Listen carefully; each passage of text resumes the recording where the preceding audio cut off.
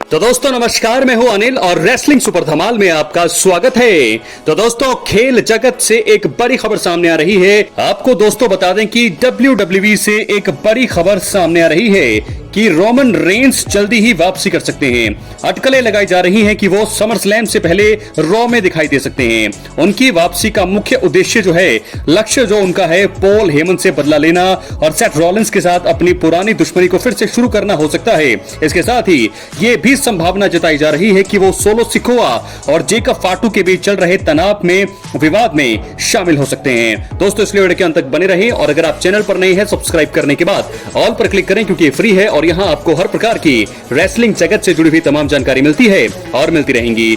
तो चलिए दोस्तों वीडियो को आगे बढ़ाते हैं, बात करते हैं रोमन रेंस की।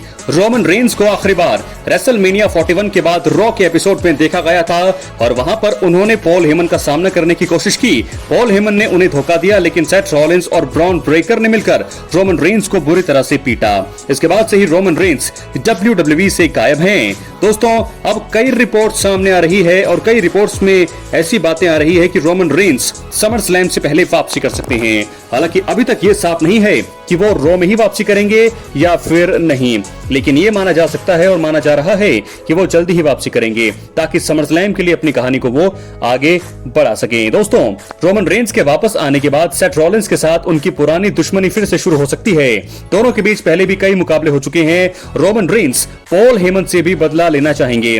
पॉल हेमन ने रेसलमेनिया 41 में रोमन रेंस को धोखा दिया था और यह भी हो सकता है कि रोमन रेंस सोलो सिकोआ और जेकब फाटू के झगड़े में शामिल हो जाएं। सोलो सिकोआ ने हाल ही में MFT नाम से एक नया ग्रुप बनाया है, इसका मतलब है माय फैमिली ट्री। तो ऐसे में मुझे लगता है कि एक family versus family war games मुकाबला होने वाला है वॉर गेम्स के लिए, तो वॉर गेम्स के लिए शायद वो जा सकते हैं। तो ऐसे में अगर ऐसा होगा तो वो समर स्लैम में वापसी नहीं करेंगे।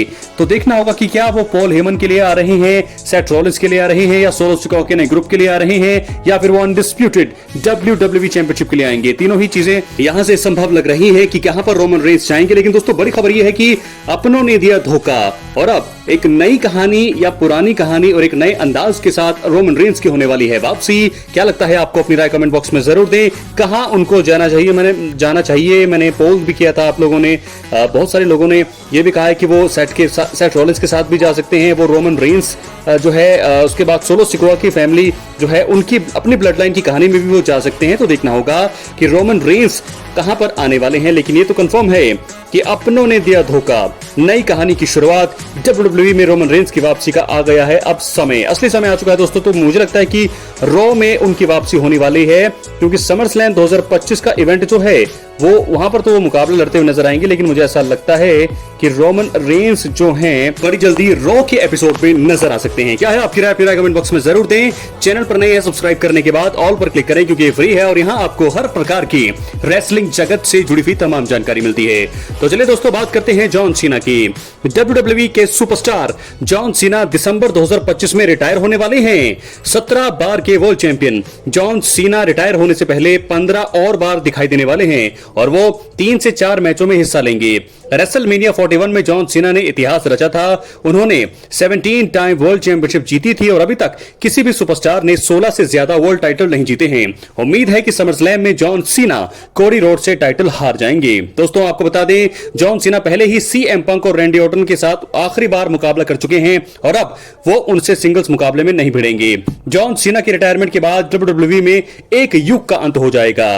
रोमन रेंस, कोडी रोड्स और सेथ रॉलिंस, ये 3 सुपरस्टार्स मुझे ऐसा लगता है कि जॉन सीना के आखिरी चैलेंजर्स हो सकते हैं। उनका रिटायरमेंट मैच दिसंबर के आखिर में होने वाला है। तो बात करते हैं सबसे पहले जॉन सीना अपने करियर में कभी भी रोमन रेंस को सिंगल्स मुकाबले में नहीं हरा पाए हैं, इसलिए वे रोमन रेंस को अपना आखिरी चैलेंजर चुन सकते हैं। रोमन रेंस अभी WWE से ब्रेक पर हैं, वे समर स्लैम से पहले वापसी कर सकते हैं। जैसा कि मैंने आपको बताया रोमन रेंस आखिरी बार रेसलमेनिया 41 के बाद रॉ में दिखाई दिए थे। तो ऐसे में मुझे लगता है कि जो रिकॉर्ड है जॉन सीना का रोमन रेंस के खिलाफ बहुत ही ज्यादा खराब है। कभी भी सिंगल्स मुकाबले में जीत नहीं पाए हैं Roman Reigns, John Cena Roman Reigns से। तो ऐसे में जॉन सीना चुन सकते हैं रोमन रेंस को आखिरी चैलेंजर के रूप में, क्योंकि ग्रेटेस्ट ऑफ ऑल टाइम इस समय रोमन रेंस हैं। तो मुझे लगता है कि जॉन सीना और रोमन रेंस आखिरी बार, यानी कि जॉन सीना का आखिरी मुकाबला जो होने वाला है वो होने वाला है रोमन रेंस के साथ। क्या है आपकी राय? अपनी कमेंट बॉक्स में जरूर दिया। और आपको क्या लगता है कि जॉन सीना और रोमन रेंस जब रिंग में होंगे तो क्या उस मुकाबले में जॉन सीना आखिरी मुकाबले में जीतेंगे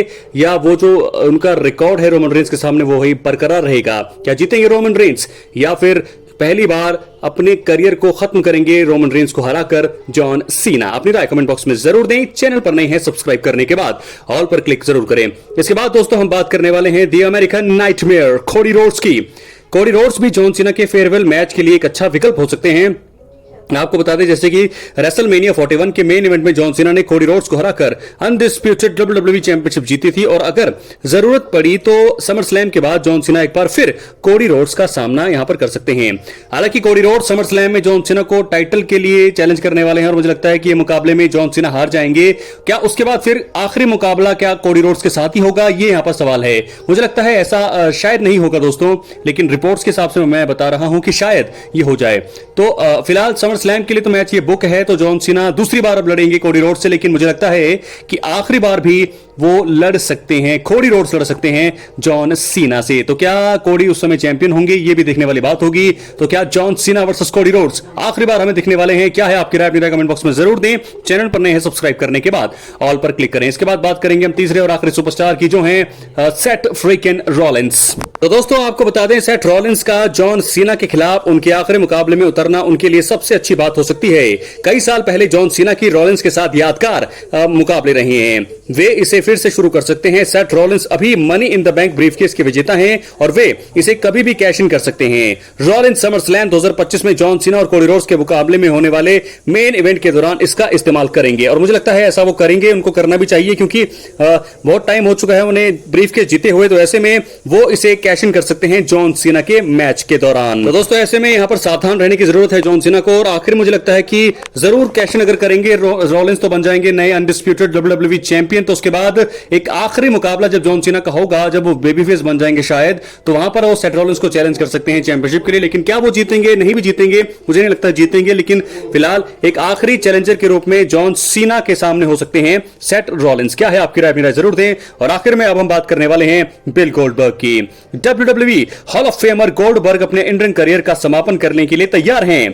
जब वो 12 जुलाई को सैटरडे नाइट्स मेन इवेंट में गुंथर का सामना करेंगे, यह उनके करियर का आखिरी मुकाबला होगा, जिससे उनके शानदार लेकिन कभी कभार रुक रुक कर चलने वाले इन रिंग करियर का अंत हो जाएगा।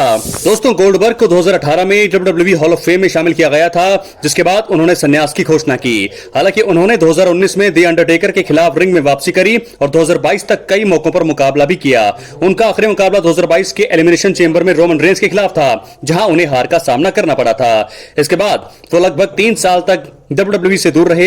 ऐसा लग रहा मानो उन्हें शाहिद अफरीदी वाली लत लग गई है। शाहिद अफरीदी भी क्रिकेट से संन्यास से लेने के बाद वापसी करने में माहिर रही हैं। दोस्तों आपको बता दें कि उनकी वापसी तब हुई जब गुंथर ने जे उसो को हराकर वर्ल्ड हैवीवेट चैंपियनशिप जीती है और एक हफ्ते बाद ही गोल्डबर्ग ने डब्ल्यूडब्ल्यूई में वापसी करते हुए गुंथर को चुनौती दी है, जिससे उनकी विदाई मुकाबला जो है उसकी पुष्टि हो गई है। 12 जुलाई को यह मुकाबला एईडब्ल्यू के ऑल इन इवेंट के साथ होगा और गोल्डबर्ग की वापसी से डब्ल्यूडब्ल्यूई को निश्चित रूप से प्रतिद्वंदी प्रमोशन पर बढ़त मिल सकती है, क्योंकि गोल्डबर्ग डब्ल्यूडब्ल्यूई से जा रही हैं। ऐसी अटकलें हैं कि वो गुंथर से हार जाएंगे। हालांकि अगर डब्ल्यूडब्ल्यूई उन्हें एक और टाइटल रन देना चाहता है तो उनका एक और मुकाबला हो सकता है, लेकिन इसकी संभावना बहुत ही ज्यादा कम लगती है। अब गोल्डबर्ग अपने करियर के आखिरी पड़ाव पर हैं। गुंथर एक दुर्जय प्रतिद्वंदी है, यानी कि थोड़े बुजुर्ग हो गए और जिन्होंने कम समय में अपनी पहचान बनाई, और गोल्डबर्ग के लिए उन्हें हराना आसान नहीं होगा।